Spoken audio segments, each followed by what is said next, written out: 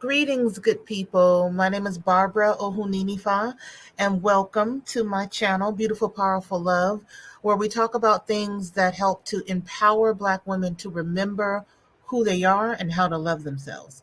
Today, in this video, I'm talking about why, if we need to and want to get through and past trauma to go beyond surviving to thriving, we really have to master the art of letting ish go. I mean, really, we're going to get into it a little bit more. And, while this video, I am a Black woman, a woman born of African descent. This video really is for all women, but I prioritize and I highlight Black women because if we can solve our issues, if we can solve and heal ourselves, literally heal ourselves emotionally, mentally, physically, spiritually, then we have the strength and the power to heal the world. But we can't do anything depleted. We can't do anything feeling like our entire mission is to help others, to please others, to support others in their healing. And so, again, this video is for Black women because we need the support. But really, anyone can apply this because we need humanity to heal. We need all women to heal. We need everyone to move forward so that we can still be here. And so that's reasons to watch, things to understand what you can do to help you get through things and help you get through the trauma of the last couple of years or the trauma of the last couple of decades, or again, as Black women, the trauma of the last few hundred years. What are some of the tools that we can use to do that?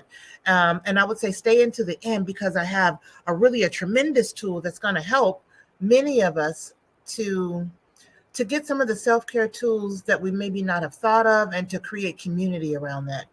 But first, let me tell you who I am, introduce myself if you are new here. My name is Barbara Ohuninifa. I also go by Barbara Pamplin or Barbara Williams, or some of y'all know me as B-Dub. But I am here, and as I said, I stand for women. I stand for Black women specifically who have been through trauma, who have been through a health trauma. I'm an author and a speaker, and I'm really here to help Black women remember who the fuck we are and how to love ourselves unconditionally. Because again, if we can do that, everything else can get healed, but we can't really move forward until we heal this. And by this, I mean ourselves. So if that's your jam, if that speaks to you, click subscribe, click like, share it with some of your peeps. Let's make sure we get this content out because my whole goal, my whole mission, again, like I said, is to help other Black women. And the reason why I stand for that is because I've had a unique experience in that. I've had and have a unique perspective. I have survived 3 open heart surgeries. I have survived a 99% fatal cardiac event. It wasn't a heart attack. It's not something that's commonly known. And I keep saying I'm going to do another video to just describe what that is because people will assume it was a heart attack. A heart attack would have been preferred. That has a much better survival rate and recovery rate. So I survived that and then turned around 5 years later and had, and the doctors found a huge tumor in my adrenal gland. So the adrenal gland and the kidney had to be removed. So you could imagine having survived all of that. And there's other health conditions and things that I've survived. I did not know I was going to be an expert on resiliency and healing and recovery and learning to love myself. I didn't know I was going to become an expert on that. And quite frankly, I'm still working through that. But as I work through it, I have to share what I learned. I have to share my journey so that other people, other women, other Black women don't have to experience the same things, don't have to go through the same trauma that I had. And so, again, bringing it back to the purpose of this video, why we need to let ish go. I'm going to just say it. Why we got to let shit go. Why we cannot continue to hold on to, let's say if it was a health trauma, you had a heart attack, you had a miscarriage, you had fibroids, you had a hysterectomy, you had chemo, you had these things that happened past tense. How do you move forward? Well, part of it is letting it go, not forgetting and acting and pretending it never happened, but letting the pain go, letting the lesson that the experience came to bring you settle in, but not harboring on the why did this have to happen to me? Why did they do this? Why did this have to happen? What did I do wrong? We have to let that go. And the other part of that is, let's say your trauma is not a health trauma, it's not something that physically happened to you.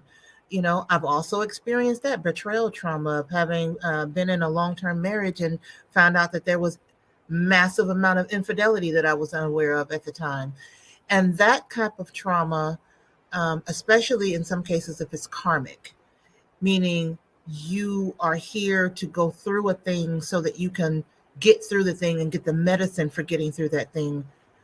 There's a lot more to karma, but that's how I kind of boil it down to why things come so that I can truly heal it from myself and my bloodline. But even in that, you can't carry that hurt forward. You can't keep replaying it and wishing you had seen this and why didn't you catch that red flag? And again, I'll talk a little bit more about that. And then, there are things that happen to us all the time, whether it's someone that cuts us off in traffic or someone says something that's pretty disrespectful or at least that's triggering for you, or your boss at work says something condescending, or even a coworker says something condescending. Things are happening. We're having experiences every day, all day. And the question is, how many of those experiences and which of those experiences are you going to keep with you?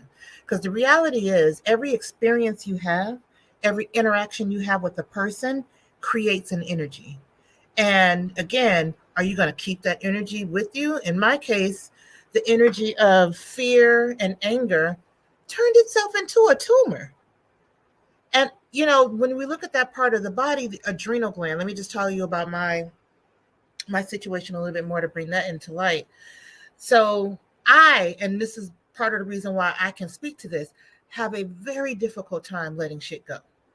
If you have wronged me, I'm going to be remembering that shit, or the past me has been remembering that shit for decades. And it shows up in my body. It showed up in my body. So after I had the aortic dissection, which is the cardiac event that nearly took my life, 99% fatal, in the time period between having that and when they discovered I had the tumor in my adrenal, there was a lot of fear. I had a lot of fear around if I was going to live. Why did this have to happen? I would sit down, whether it was in readings and spiritual readings, and say, why did this happen? Why did I almost die? I kept asking the question and trying to figure that out. And at the same time, there was also, that was the leading up into that, and also reviewing it was, the time of understanding or discovering the infidelity in my previous marriage. And so it was replaying a lot of that, versus cutting the cords, saying this thing happened. What did it come to teach me? What did my husband cheating on me repeatedly come to teach me? What did almost losing my life multiple times come to teach me? What did every experience I had that I deem as not positive, as negative, what did those experiences come to teach me? And like one of my spiritual teachers has always explained, get the lesson. We are here to have experiences. You are here to go through things. Nothing is going to be perfect. I wish it was. Trust me. Sometimes even today, I'm like, damn, can I just have an easy time? But that's not what we signed up for.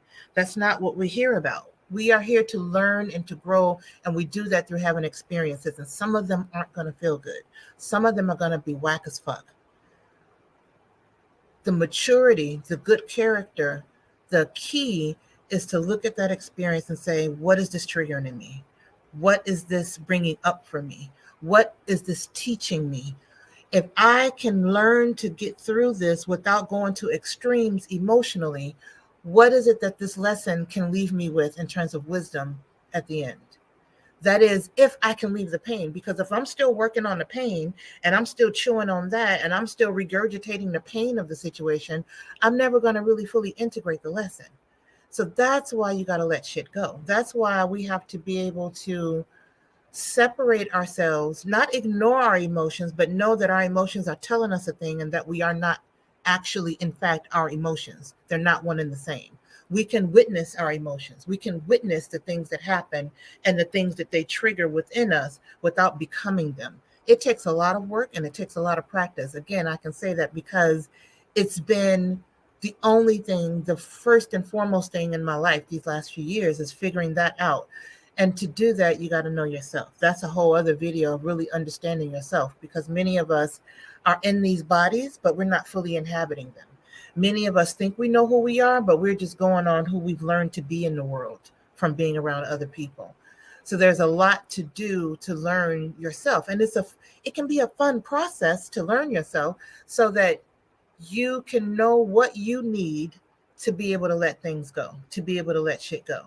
And it may be something as simple as taking a spiritual bath, having some herbs or salt in the bath water, or having crystals that can help to clear your energy field. Listen, it might be straight up going to therapy.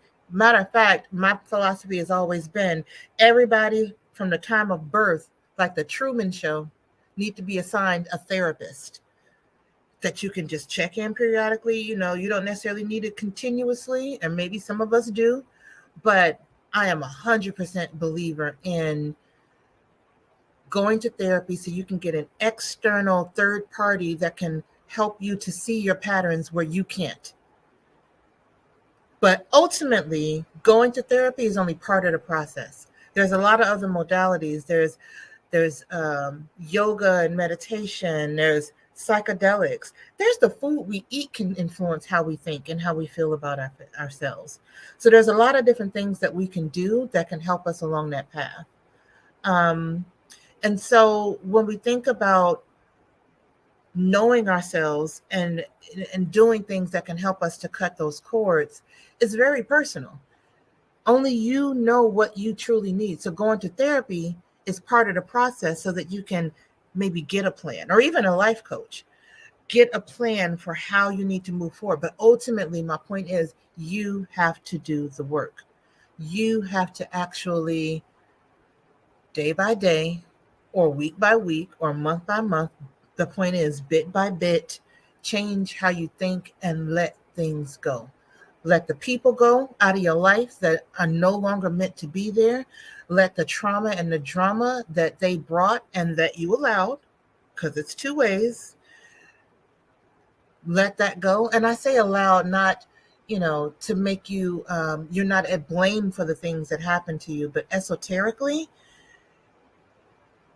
we have a lot more control and power in our lives and the experiences that we have than we think we do, which is, again, why we really got to get to know ourselves and how to navigate that in the world. And so, again, it's really hard. Sometimes it's hard for us to let go of what our parents did, or what they didn't do, or what the people around us when we were growing up did or didn't do.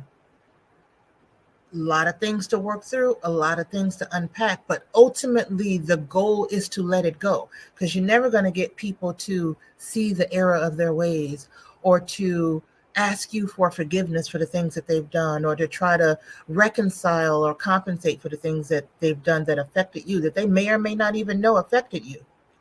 But you take responsibility for your life, your feelings, your body, your emotions, your health, your everything, by deciding what you're going to allow to stay in and what's got to fucking go. And that's a critical part of moving from trauma, of moving from surviving trauma to thriving after trauma. You got to get to the after, which means you got to let it go. If it's done, it's done. Get the lesson and keep it moving. And so, like I said, my life was truly changed. I spent 50 days in a critical care unit. I had 3 open heart surgeries, as you can see here, my lovely scar. I actually died 3 times during that stint in the hospital, which is part of the reason why I was there so long and ended up having multiple open heart surgeries. And again, just in 2022, just last fall, 6 months? No, 8, 9 months ago, I had more surgeries. Never thought I would have this many surgeries. And so, but in the aftermath of the first trauma in 2017 with the aortic dissection, I wrote a book. as part of my healing process, because I had to unpack what got me there. Well, most of what got me there. There was some things that I couldn't articulate, I couldn't unpack. That's coming in the next book. But in that book, I really talked about the ancestral trauma of being a Black woman in this country and how that has been incorporated into my health, into my body, or my lack of health. Actually, no, I will say both ways, because there's strength that I got from my ancestors. And then there's the pain and trauma that I inherited as well, so that I could resolve it. Um, and so, and I talked about some of the toxic thoughts and beliefs that, quite frankly, it it's a layer. And I added this to the preface of the book. It's really layered because I discovered some of the toxic thoughts, Fat, Black, and Unlovable. The name of the book is From Fat, Black, and Unlovable to Beautiful, Powerful Love. And so I talk about that first layer of toxic belief, Fat, Black, and Unlovable. But there are so many micro beliefs, some of which I explored in this book, some of which I continue to discover and still dismantling now. So again, when I say I share my experience and my journey so others don't have to repeat it, I'm sharing it real time. Like I go into my thing and, I work on myself. I nurture myself. I give myself the grace that I need. And then I come back and share where I'm at when I can. And so in writing that book, and then since then, I've continued to do more work. I've continued to, and I say work because I'm a Capricorn, so that's the framework I give for everything. But it's something that we all have to do as we take responsibility for our lives, the quality of our lives, for the reason we're here. For me, having looked at death so many times and still made it here, I had to say, okay, what am I here for? Why am I here? And the reason I had to say that partially is because that's what was getting reflected to me. Every doctor, every nurse, every person that I've come in contact with who understands the medical conditions that I've been dealing with would say, oh my God, you're here for a reason. And I started to believe them and then started to look for that reason. Oh, part of it is so I could have these experiences, make it through these experiences, understand how I made it through these experiences, and then share that with others so others can benefit from what I experienced without having to directly experience, if you're willing to listen. And so one of the things that I'm really excited about that I've been doing is I've developed a virtual mini retreat series. It's called Embrace Your Power. And over the course of 6 weeks this summer, starting the weekend of July 22nd, we'll have a session. The first weekend we'll have 2 sessions. And then from there on, we're going to have 1 session every weekend for 6 weeks. And it kicks off again July 22nd because that Monday, July 24th, is International Self-Care Day. And what I didn't realize, and I realize it now, well, not at this moment, but I realized it a couple of days ago from one of my teachers who is actually one of the instructors in this mini retreat series, Tara Omalade. She was talking about how Venus goes retrograde around the 22nd, 23rd. And that's a time for rest. And I thought about that and I said, so Venus / Oshun has me sharing her wisdom during this time period, during the time that she's retrograde, that she wants everyone, Venus, Oshun, the energies are synonymous, at the time that she wants people to go internal, to understand who they are, to take care of themselves, to love upon themselves. We're doing this series that will give people new tools on how to do that, bit by bit by bit. I was like, oh my God, it's so perfect. I had no idea when I chose that date. I thought about the date and I was like, oh, International Self-Care. That's cool. Let's go with that as a starting point. But again, Embrace Your Power virtual mini retreat. The URL or the bit.ly is kind of scrolling across, and I'll put it in the description box for this as well.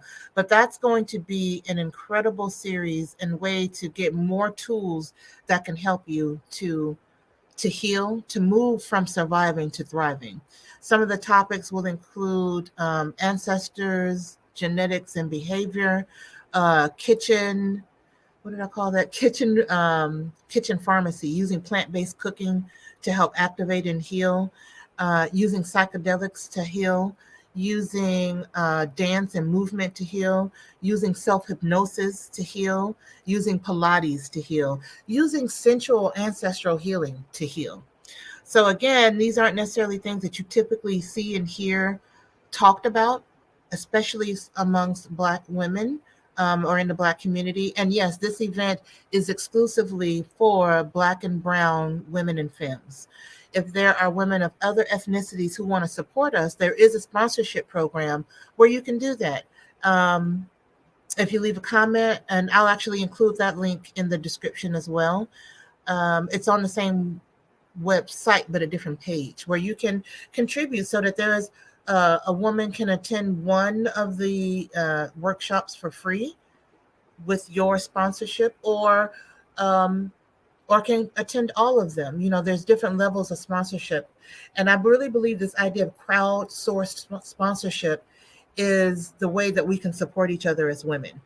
We know we as Black women have been through and have not been well supported in this world in the last several hundred years. If there are other women who recognize that they have privilege in that, this is a way that you can support us. And I think at some point I will do workshops that are open to all women. But for this, I wanted to bullseye focus in on Black women so that we could uniquely give what is needed for our healing specifically. And so, again, you can check that out in the description. I'll also leave a link to purchase my book. You can also do that on my website, or you can do that on Amazon, Barnes & Noble, all the places. And there's also an audiobook. So if the printed book and ebook is not your thing, you can also listen to my wonderful voice read to you all my business. After I wrote that book, I was like, wow, you really just told all your business. But the reality is I didn't tell all my business. That's why this next book is coming out later this year, because I didn't even go into the infidelity thing. I didn't even go into some of the things I was experiencing with the masculine energy in my life, whether it was my father, all of my previous baby daddy, husband, boyfriend type things. That's a big part of me that needed to heal, and that it continues to heal. But there's a lot more to talk about that'll be in this next book. But the point for this is I hope to see you at the retreat. I hope to see you back on this channel, and get the book. Again, my name is Barbara Ohuninifa. You'll find me in Amazon if you searched Barbara Pamplin. The name of the book is From Fat, Black, and Unlovable to Beautiful, Powerful Love. And the name of the virtual mini retreat series that starts July 22nd and goes through August 27th is, again, Embrace Your Power. And that is coming up very soon. So I hope to see you there. Peace and blessings, good people. I love you. I hope you love yourself. I hope you know that you are loved, you are loving, and you are lovable. And I hope we all can remember who the fuck we are. Ashe.